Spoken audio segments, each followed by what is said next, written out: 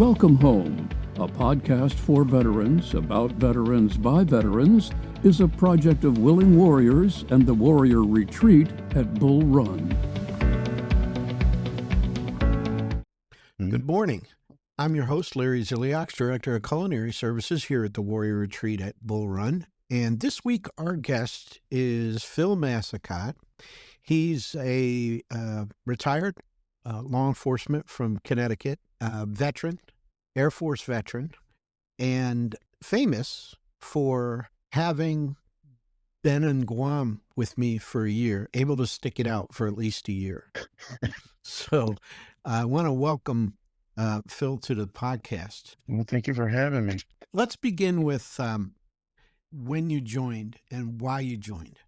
I joined right out of high school. I was 18 years old. Actually, went into basic training a month after graduating high school. Wow. There was no path for me for college. I was raised by a single parent in the 60s, 70s. So I started looking at an early age, like 15, age 14, looking at military, and as well, everybody else was looking at colleges, and I kind of liked the Air Force. So entered boot camp in July of 1980.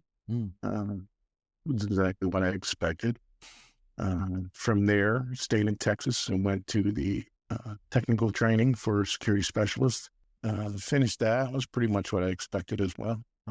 Came home for leave, and that's when my career started. I mean, I got my assignment. I'll never forget being in boot camp. They had a big map on the wall of all the bases around the world. And I saw this little island out there, and I said, wow, look at that. I feel bad for the guy who's going to get assigned out in Guam. And because I didn't know, I said I put in for all these coast bases. I just figured that's where I was going to go. Well, no, you go where the mission requires you to go. Sure. And guess who got Guam? Yeah. Me. And you know what? It turned out to be the best thing that ever happened. Air Force needs come first. Sure. Yeah, absolutely. I learned that quickly. Did you go to Air Base Ground Defense at Camp Lois? No, I didn't do that.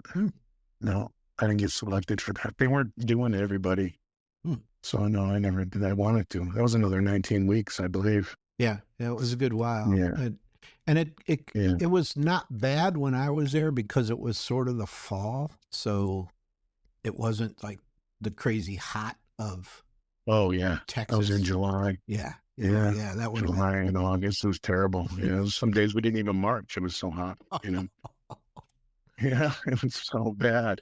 Yeah, that was, Guam was something else, man. That changed. That was such a surreal experience from the word go. So, that was my first assignment, and I was excited about it. We spent the whole flight from California to Guam, 14 hours. Yeah. Trying to outrun a typhoon. There was a typhoon on the way. Did you come over on commercial aircraft? Yeah, Pan Am. Yeah, wow. Back when Pan Am, 747. Wow. Yeah, and then I get there, and of course, I'm thinking everything's supposed to work as planned. You get a sponsor, and mine was Simmons. I don't remember Simmons. I don't remember that. His nickname was Big. Was he on our flight? Was he on D? He was on our flight. Big, tall, like 6'4". Oh, African American. You didn't remember him? No, I don't. Wow. Yeah, we call him Gene Simmons sometimes. He was supposed to meet me there. Of course, he didn't meet me there. I take a cab in with this other guy, Troy, who's on law enforcement side. Right. And we get to the base. We get in. They give us a dorm room. And we're standing on the second balcony of the dorm looking at this typhoon coming. They're like going, what the hell are we supposed to do? And just then the midnight shift bus came in with the flight you were on, Delta flight. Yeah. Because you guys are just getting off duty from the third shift. And the whole flight came up the stairs, fully armed, everything. Came up the stairs, and we turned around, and you were the first one out. And you came up to us and said, you guys know? And I'm like, yeah, all right. And he talked to us for a few minutes. Other guys were coming up, giving us the stink eye, because we were new. And then I learned the term Jeep then too, which is they walked by. just enough experience to perform. Right. So these a couple guys came in. What's up, Jeep? I didn't even know what the heck that was. But it was funny. So and Cato, I don't know if you remember Cato. Sure, he's on my list, and let's go through this list so to help our listeners understand who we're talking about. I'm just going to throw some names out and kind of give you an update of kind of where they are. I'd start with JW, which was Johnny Walker, was my roommate, and Johnny got out after, I think, 4 years in the Air Force and joined the Coast Guard and was stationed down in the Tidewater area, and then got out of the Coast Guard, started his own electrical company, running good. Paganelli. He was my roommate. Yeah. Got out after 4 years, and today is a commander for the Cleveland Clinic Police Department. Ski and Liz. Ski, they had the room next to me and Johnny for a while, but then Ski got married. Liz was law enforcement, and Steve Baczynski. He got out and was working for the power company in North Carolina, is retired now. And Liz, you just never know what Liz is doing. She's an artist. She's always got something going. Bob and Brenda Blonigan. Brenda was law enforcement. Bob worked with us, security. And he eventually became a New Hampshire State Police officer, was also in the reserve. Brenda was I think, a detective for the Portsmouth County, New Hampshire Police. They're both retired now. And actually, the last time we all got together, there's a bunch of us, was up in New Hampshire for Bob's retirement from the Air Force Reserve. And when he hit Guam, he was an airman, maybe basic airman, right? I think. Airman first class, I think. Yeah. And then he retired as a full bird colonel in the reserve. Amazing. Yeah, it was amazing. Yeah. Alice was law enforcement, worked on D-Flight law enforcement. She got out and is a nurse down at a VA hospital down, I think, in Louisiana. Ann Warren, law enforcement with us, D-Flight. She is retired, worked for the VA, and is retired now and volunteers for the Red Cross, lives in Albuquerque, New Mexico, near Albuquerque. Chris Case. Chris was my roommate for a while. Bear, ex-Navy guy, wanted to go be a Navy SEAL, but blew his knees out in buds. Got out of the Navy and joined the Air Force. What a character he was, boy. And funny guy. Yeah. And you never wanted to get between him and food. No. He was the only person I know that would stack 2 or 3 slices of pizza together and eat them like as a stack, like a handful of potato chips or a sandwich. Yeah. So he would, we'd all get off work and take the bus back to the dorm, and you'd go up to your room and put your stuff away. And then you'd maybe head over to the chow hall for midnight meal. And he never made it to his room, man. He just dragged all his stuff over he couldn't wait to get to midnight meal. Unfortunately, he passed away a number of years ago. His wife called me and said he had some health issues. It's no longer with us. Lois. Is he underwater diving? Yeah. Yeah. Lois wasn't part of our unit or squadron or anything like that. She was a female flight engineer on a C-141 and coming out of Travis. And every time she hit Guam, she'd stop in to see us. I think we met her at the club, and she was a hoot. We had a lot of fun with her. Yeah, she was funny. She was funny. Ricky Dockery. Was he works CDC, right? Yeah. He was in he's not CDC. Yeah, whatever it was called back. Central Security Control. CSC. Yeah. Yeah. He got out and became a high school principal. He's retired now. Tim Levy was he was just a great guy. He was still in. He probably would have made it a career. He was stationed in New Jersey, but unfortunately he was killed in a boating accident. Well, he was at Fort, or not Dix, but whatever the Air Force base is in New Jersey. McGuire. McGuire, yeah. McGuire. Right. Yeah. We went down to see him. Medium peg. Yeah. Had a good time. Bill Yeah, Southard. Southard's still running around out there somewhere. I see him on Facebook every once in a while. Ronnie Yard. Yeah. Shake and bake. He had a voice. He was fun. He had a voice. Yeah, he sure did. It sounded like the commercial. That's why we call him Shake and Bake. That's all. I forgot that. Yeah. So we had a flight of how many on D5? Was it like 30, maybe? Yeah, 30 or 40. Yeah. Maybe. Yeah. You know? Oh, another one I'm thinking of is Soup. Steve Soupinger. Yeah. Yeah. He was good comic relief, man. I tell you. He was a canine handler for law enforcement. He was on D flight with us. And he always had trouble with his dogs. I remember one time. Oh yeah, his dog. Stupid doggies. Yeah. I heard this yelling. We were clearing M16s, and the clearing buckets were on the side of the building at Central Security Control where the armory was. And I heard him out back yelling, and like his dog was just sitting there looking at him like a dumb knucklehead. And he had his pistol out, and he was threatening his dog with it. And I'm like, man, Zoop, you got to put your gun away, man. You can't be waving your gun around. He's ready to shoot his dog. He was crazy. Yeah. Yeah. Yeah. I got pictures of him when we came back from the FBS, and he had to ride in the trunk of the car. I was just going to say that. He was the first to jump in the trunk. Yeah.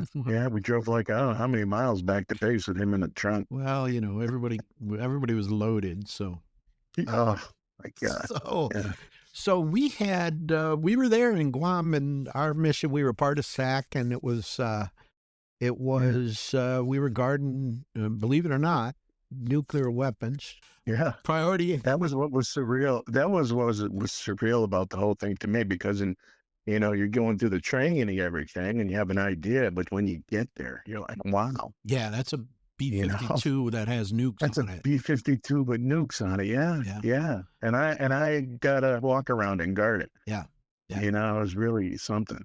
Yeah. But the mystique wore off fairly quickly when it was raining on you. Oh, my God. Oh, no kidding.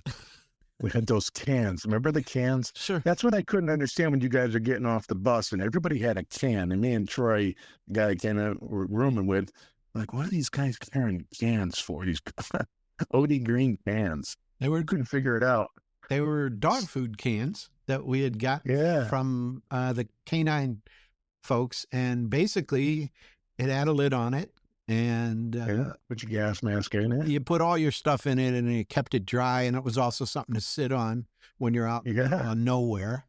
That was great. Everybody always had to have the can with us. Yeah, you did. Yeah, you'd see a bunch of guys sitting around outside CSC, sitting on their cans, just waiting for guard mount. And, I think you stood on your can, didn't you, when you gave your last guard mount before you? Well, I had to make sure everybody could see me. So, when did you get to Guam? So I got to Guam in November of 1980. How long were you there? And I was there until like March of 81. 82. 82. Wow. So you were there almost 2 years. Yeah. Yeah, pretty much. It was February or March. Not sure. Then I went from there to Albuquerque, Kirtland. Yeah, Albuquerque. That was something else. You followed by you. Ski went to Albuquerque. I'm not sure why they sent us all there. I don't know. The godforsaken place. I didn't know. That's something else, huh? I did not enjoy that place either. Yeah. And then the stuff I saw at the ECP, I worked the entry control point. All kinds of stuff coming in out of there, I knew it wasn't good. You have the Sandia National Labs come through there, and you have to search their vehicle when you stick your head in there, and the guy says, hey, don't hold your head back there too long. I'm like, wow, what are we looking at here? But it was all kinds of bizarre stuff I went up know. in there. I But it's know. decommissioned now, I guess. Yeah. Well, I guess they put They the went underground. storage area out in the desert. Yeah. Yeah. Uh, So I remember I was in Guam 3 years, 2 months, 18 days, 10 hours, and 32 minutes. yeah. And so I kind of was there for the duration. Do you remember the morning? Yeah, you were there a while. You put in for an extension, right? And you got approved? Well, the problem was I ran up against my 4-year enlistment was ending, and I went to a briefing, and this guy at HR says, look, you're going to get out, but you're going to be in the reserves. Technically, you'll be in the reserves for 2 years. And if something happens, they can call you back. And I said, well, can I extend? And then I'm not going to, they can't call me back. No reserve commitment. Yeah. And that's what I did. I said, I'll extend 2 years and then I'm done. You'll never see me again. Yeah. So I did. So I was there much longer. And then I think I only did about 8 or 9 months in Albuquerque. And the thing I hated most about Albuquerque is coming out of Guam, and I'm sure you experienced the same thing. I got to Albuquerque and about froze my ass off. Oh, yeah. It was cold. Yeah. It was cold there. We just weren't ready for it. In the winter, yeah. No. We haven't seen, it was like kind of like Florida weather, in Guam, very humid. Yeah. You could always count on Guam being a 10-degree difference. So if it's 85 in the daytime, it's 75 at night. Whatever it is, it's the same every day. And then sometime during the day, it's going to rain on you. And they would issue us these ponchos that they'd say, oh, yeah, if here, put the poncho on, sure, you got to stand out the rain, but you'll have the poncho. You put this poncho on and you'd sweat to death so much, you'd be just as much as wet as if you cook in there. Yeah. If it rained on you. So you just stopped carrying the thing. You just stood out there in the rain, got wet, and then you just dried off after an hour or so. It was really something. That was the only thing about out there in the deserts in New Mexico. You can hold, in the middle of a shift when it's hot, you can drench yourself with the hose and it'd be dry in less than 20 minutes. You're fully dry. Yeah. Guam is remember the Guam rot. It was just so humid there that not everything was just like you felt sticky all the time. It was just couldn't sleep well. But it was just, but you know what, it was the off-duty stuff that made it all great. We had some good times there in Guam. Yeah, and right on base, they have a beautiful beach called Taragi Beach. We spent a lot of time down there. And that's where the range was, too. Yeah, the range was right down on the beach, too. And that's where EOD range was, too. You could see them setting off those big 500-pound bombs for some reason. I don't know why. I guess they just decided. Old ordnance from World War II or something, Yeah. Sometimes. But, we were just, it was something. And the first day we were there on that balcony, you ended up coming back. I didn't know it was you. Ended up coming back in a flight suit. Yeah. Pilot's flight suit and colonel wings on your shoulders and your OD green ball cap. And you had like a 7-inch long 50-ring cigar hanging out of your mouth. I was getting ready to play poker. I wore that jacket when I I didn't know. We didn't know what the deal was because I didn't see any rank on your jungles when you came up. And Troy's like, "Is this a real colonel?" Like, "Oh, no, that's the dude that came up before." And then when we didn't know whether to salute or stand at attention, so we did some half-ass thing. And then you just started talking, like a regular guy. I go, all right, he's doing this as a goof, I guess. But that's what you normally dressed. Yeah, that was your... Yeah, that was my poker playing outfit. Somebody else I forgot too is Cato. He was a Filipino, and he was always had his nunchucks and was doing crazy stuff. And he retired from immigration. He was working in California. He went to immigration? Yeah, he went to immigration. Oh, no kidding. Law enforcement. Oh, good for him. Yeah. Remember him doing his he had his nunchucks, so he was on top of the bus doing his nunchucks. Yeah. Johnny going through his Johnny Colley jumped off the third floor. Yeah. That other idiot jumped off the second floor. Yeah. Because somebody called him a PUSSY. But And it was crazy bunch of characters, man. Yeah. It really was. I know. But they were just fun and laid back, and it made it all worthwhile. Yeah, we had a good time. We had a lot of good time. But I'm just going through my head, but I can go through stories, man. Holy cow. Yeah. I got some stories. I mean, most of those we don't want to share with the audience. No, a lot we don't want to share. But it was, that set me going. And when that kind of wore off, like you said, the excitement of it all kind of wore off, and I was ready for another assignment, and that's when I went to Monsanto. Yeah, to Albuquerque. And he followed after that. And then I ended up 3 years there, and then I ended up going up to northern Maine at Loring, where you started. Yeah.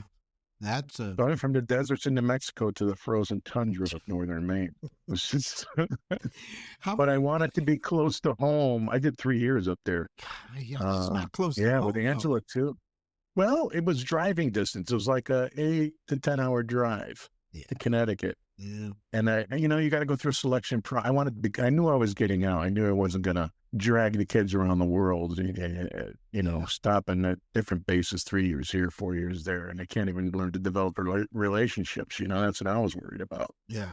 So on my roots, it's time to get out. Still done thinking about me. And I said, yeah. So I ended up in the process with the state. I got hired, and then I got out in March of '88. After almost 8 years, I got out on a manpower reduction thing, and I took it. Yeah. And so a couple of weeks after that, I was, working for the state, going to the police academy. Yeah. And then once I got out of the police academy, that's when I started my career. I started at Whiting Forensic, and then went to Central Investigations, the commissioner's office, and did that for a while, and I supervised it. Then I went to support operations as a lieutenant in support operations. Yeah, back up a little bit here. So Whiting Forensic Institute, for all you listeners out there who aren't familiar with Connecticut facilities, it's a loony bin for criminally insane people. Maximum security, criminally insane individuals, You usually come in for code evaluations. They got open case, and they're coming in to be evaluated for competency and things like that. So basically it was a prison, Yeah.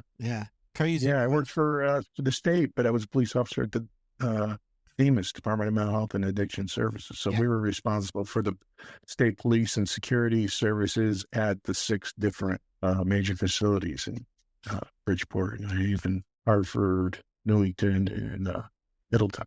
How did you find your transition? I mean, what? Well, I mean, you got employed really quickly.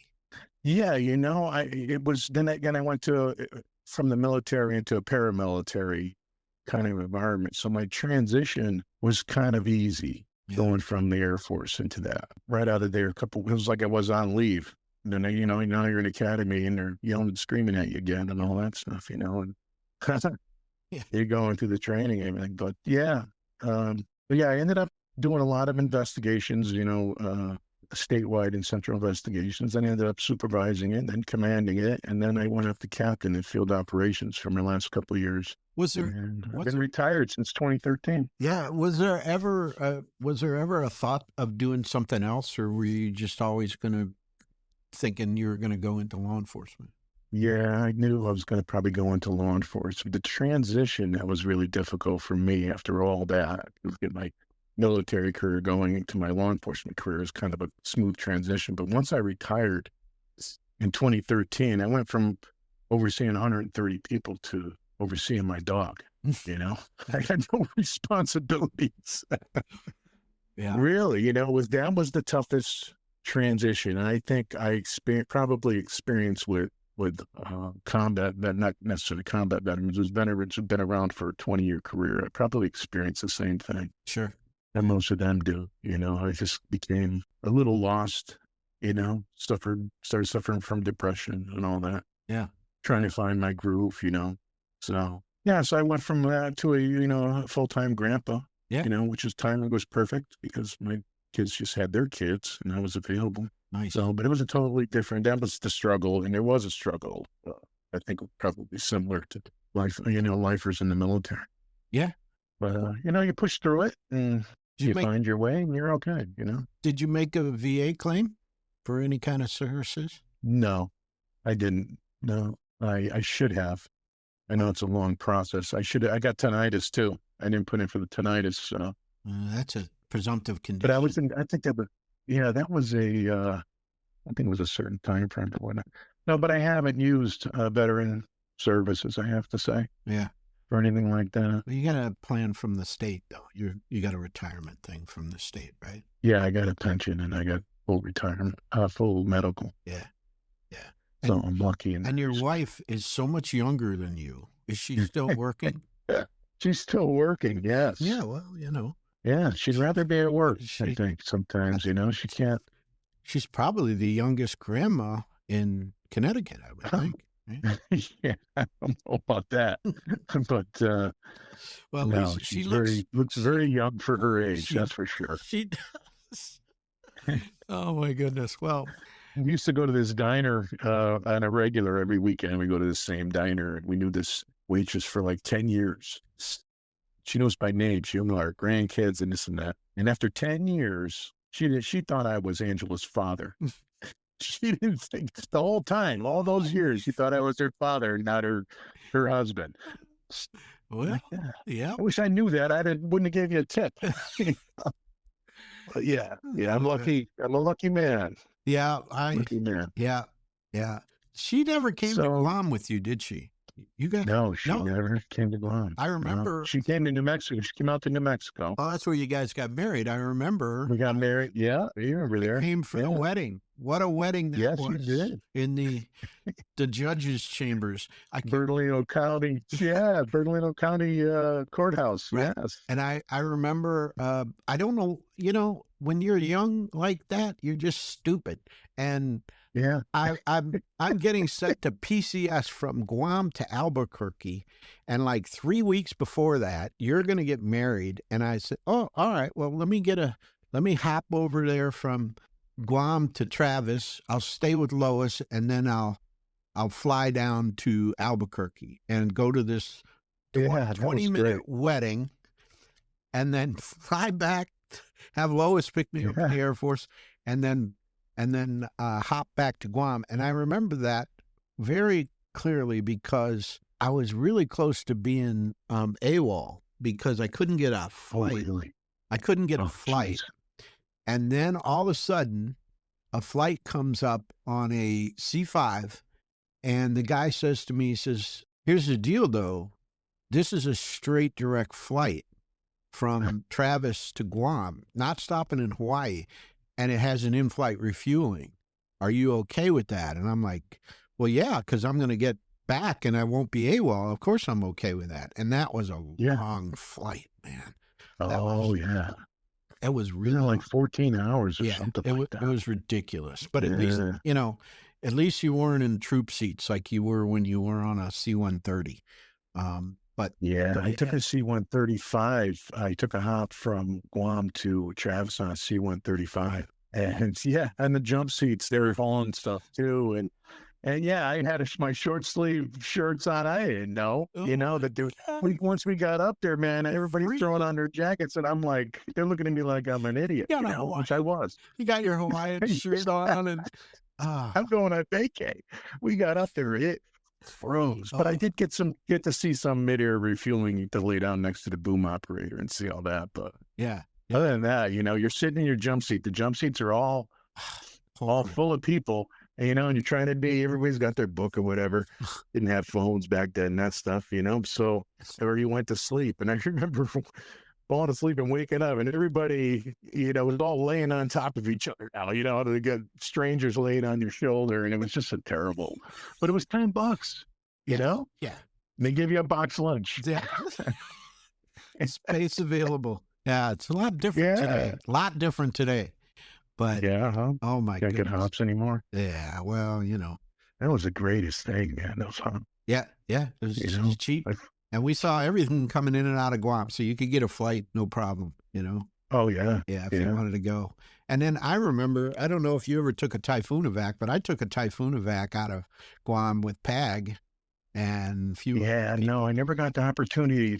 There was one, and it filled up, and I never got the opportunity to go. Yeah, we went to Okinawa. What a crazy place that was. Whew.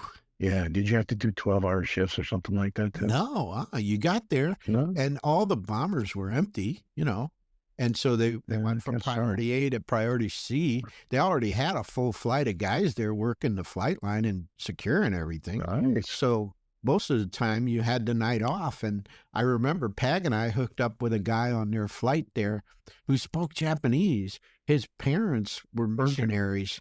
And so we went downtown drinking with him, and it was crazy because he spoke the language. And wow, man, yeah, it was right. It was crazy. No, I never got the opportunity. I did go TDY to Hawaii. Yeah. And what was great about that, I went there, went to the hospital there. I was there for 3 days, and I went back to flight operations with my orders. And the guy looks at me and he goes, you can't leave today. I go, when can I get out? He goes, well, your orders say you can only take a strategic air command aircraft, and we don't have one coming in for 10 days. So go have a couple Mai Tais. So I hung around for another 10 days in Hawaii while waiting for a flight. Oh, man. Yeah. So the Air Force was kind of crazy back then. I hope they got it together more. Yeah. Now. I don't know. I think they probably do. It's a totally different setup than when we were all together, with the security forces and everything. Yeah. A lot's changed. Yeah. And I'm sure it's for the A lot has changed. And back then in the 80s, we were looking for Ivan to cross the wire, Sure. Remember Ivan, Yeah. It was the Russians. Yeah. But, they were going to invade Guam. We had to be alert. Yeah. It was kind of ridiculous. It was something else. And my first time being around nuclear weapons, it was just like, yeah. I don't know. I forget who I was riding. It was Kevin. There was this guy named Kevin, I think. Yeah. I can't remember who he was, but I was riding with him, and he must have... Kevin Austin. Yes, Kevin Austin. Yes. And I remember they were loading it up for a convoy, and I'm looking at these things. I must have been in the days or something, because he came over to me, and he goes, don't worry, if anything happens, you won't feel a thing. Oh, okay. That's reassuring. Yeah, very good. You should just be incinerated in a tenth of a millisecond. Yeah, it's ridiculous. My military career, I'm very happy with how my military career was. A lot of frustration, though. And, but a lot of fun. A lot of good people. The tribe, we're still in touch with so many of them, Yeah, and all the people that I'm in touch with, other than John Dillon, in New Mexico. Yeah. It's just people from Guam. It was just a special bond there. It was something else. How everybody just came together for each other. Yeah. And I remember the first sergeant when it was time for me to get I was through my training, but now it's time for me to hit the flight line. I go to the first sergeant, he was assigning shifts, and I had already been like in the same dorm, and everybody on D flight was on my floor or down below. Yes. So I said to him, he goes, oh, where are we going to put Airman Massicotte? Let's see. And I go, I like to go to D flight. And he looks at me and he goes, dog flight. And I said, yeah, I liked it even more when he said that. I said, yeah, I want to go to dog flight.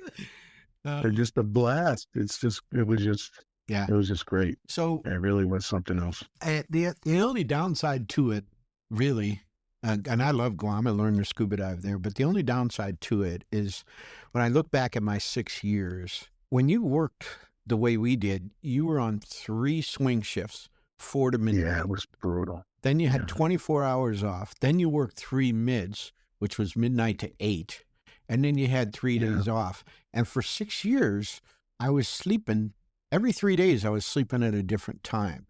And yeah, it was crazy. And sleep cycles were all screwed up. And today I still suffer from insomnia, and it's just terrible. That's the one thing.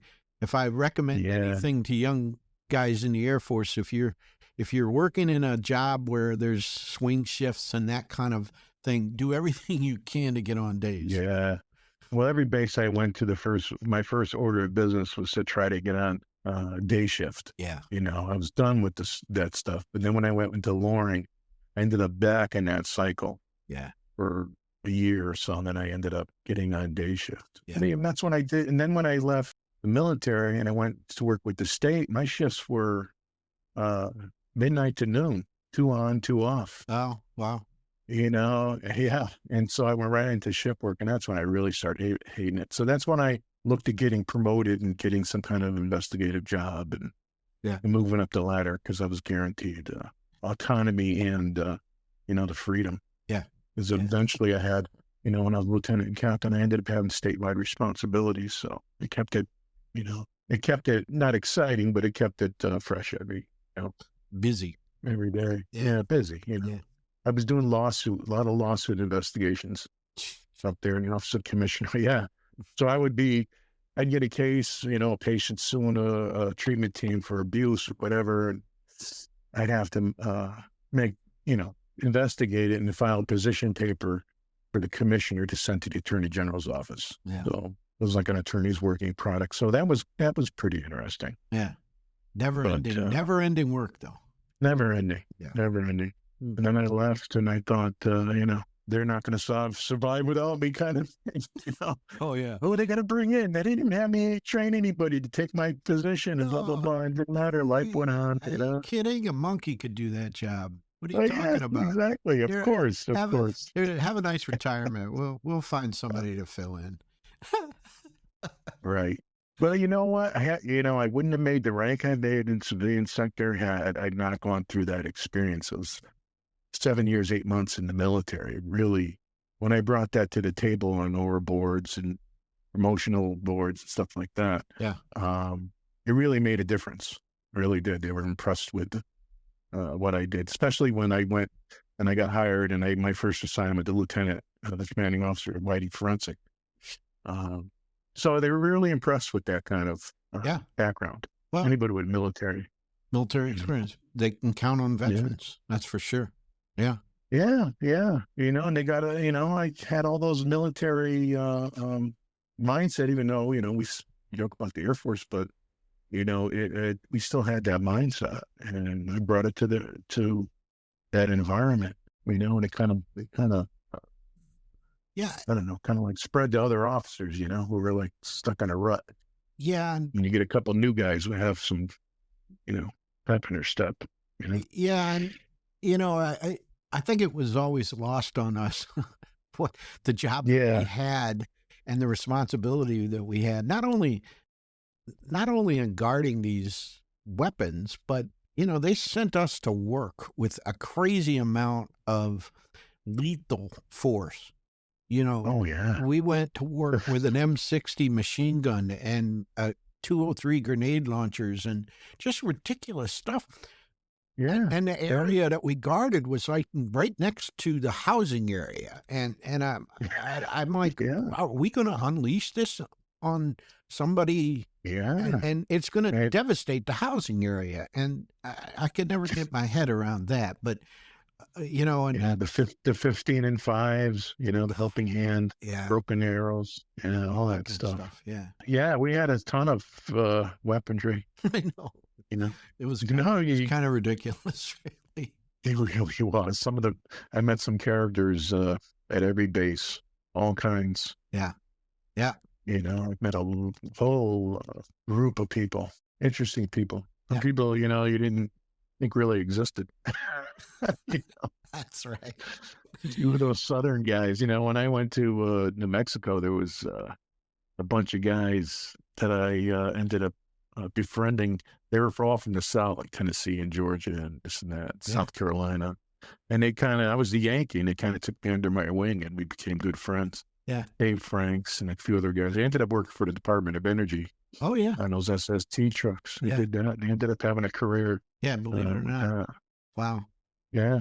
Well, that's the other thing about the military, too, is you're going to go in and you're going to meet people, and you're going to be forced to work with people that you would not normally ever meat in your lifetime.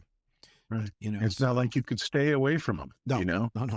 And when you're in a fire team building with them, or you're on a 2-man alarm response team or something, you got to find a way to work through that. Yeah. It really gets you. It does prepare you.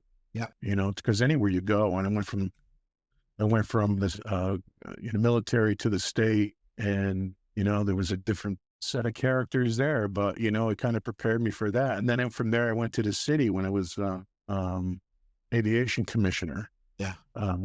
After I got out, retired from the state, I went to the Markham Airport and became chairman of the aviation commission. I did that for like 7 years. I always liked being around it, but you know, all that prepared me for all those people I met in every government system, you know.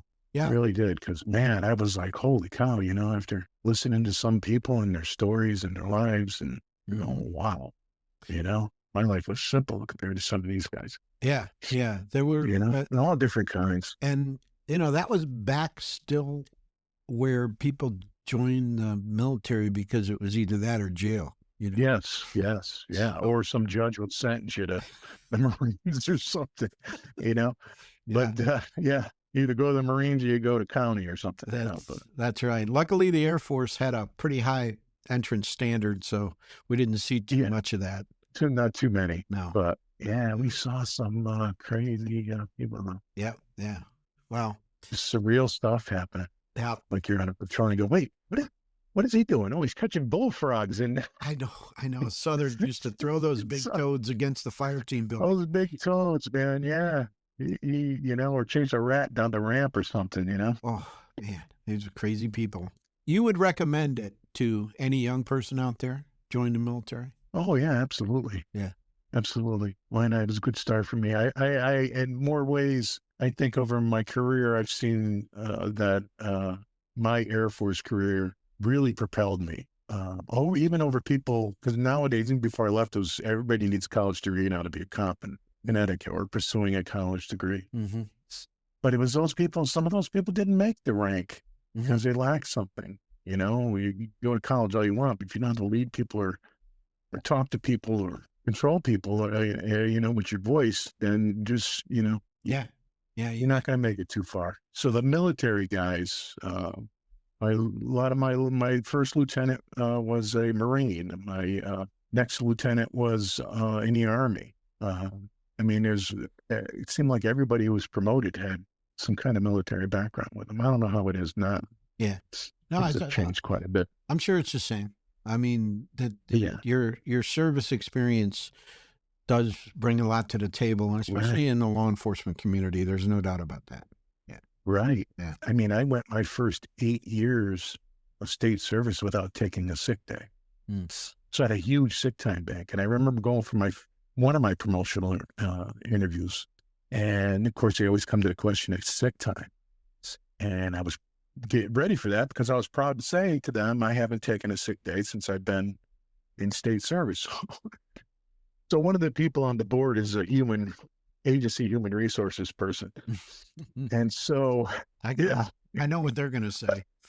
Oh, yeah. So, well, I don't know. Maybe you won't. But so I said, I am happy to say that I haven't taken a sick day in 8 years. And this guy looked at me and went, what's wrong with you? And I said, that's the point. Nothing. Yeah. Isn't that the point of sick time? But we'd never. I don't know. It was just my, I don't know what it was. I just didn't want to use my sick time in that way. You know, and although I did. We would be sick on Guam, but it was from drinking. It wasn't. Yeah. We never got ill. We just wanted to work with hangovers. Yeah, you're humping around a nuclear loaded B-52 with an M16 120 rounds, and you're hungover. I remember hearing down the ramp. You know how quiet it got on the ramp late at night, midnight shift. Sure.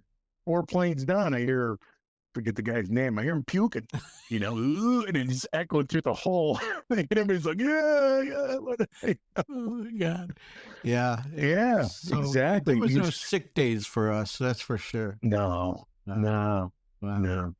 You slipped it off in a fire team building or something. Yeah, really. Yeah, I mean, I can talk for hours. I mean, let me know when you could tell the real stories. Yeah, we'll leave it at that. Yeah. All right. Well, listen, but thank you. Absolutely recommend it. Not a problem. I thank you for including me in this. Yeah, that's great. I really always like reminiscing about military stuff, you know. Your kids are tired of hearing about us when we get together. Yeah, absolutely. You know, but both my kids, they were born at an Air Force base. Yeah. You know, they're Air Force brats. Wow. Air Force brats, yes, they are. All right. Well, thanks again, Z. Yeah. I appreciate it, buddy. I'll be talking to you. All right. So for our listeners, we'll have another episode next Monday morning at 0500. Until then, if you have any questions or suggestions, you can reach us at podcast@willingwarriors.org. Until then, thanks for listening. The Welcome Home podcast is brought to you by Willing Warriors, a nonprofit organization serving active duty service members and veterans since 2012. To learn more, please visit our webpage at willingwarriors.org.